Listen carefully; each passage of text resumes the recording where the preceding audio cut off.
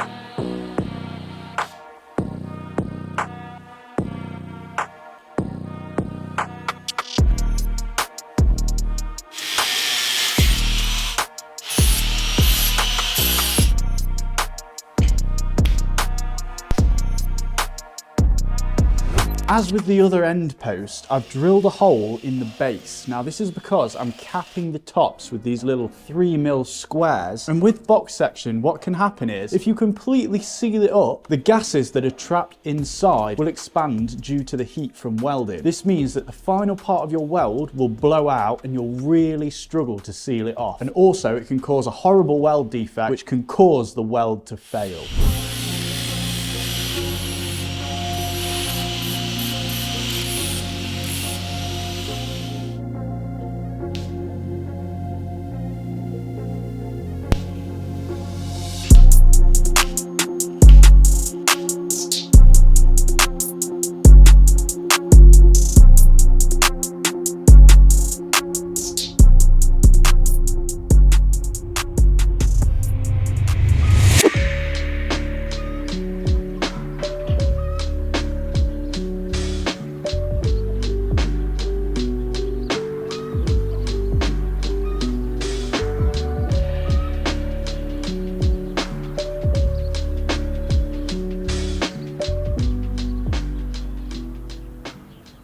Really cold in here now. Jeez. I've added on these little 3mm strips of flat bar, and this is what's going to actually hold the fence panel. So it's going to surround it like that and be attached. So this will be an internal fixing point that we can screw through. I also attached a gusset. This is just made from 3mm, and it attaches to the 5mm plate and the 80x80 box section in like a 45-degree right angle triangle. And what this does is it just adds a little bit of extra strength and rigidity and stops this bottom plate from bending out of shape or the whole thing from bowing over in heavy winds or anything like that. I highly doubt any British weather is going to take it out, which is a good thing. Now I've got another strip. This is 30x3mm flat bar, and I'm going to add this on like that. Now this is just preempting where the door's going to be, how the door actually closes, and this is going to basically act as a jamb. So it's going to sit just below the lock so that the door has something to shut against.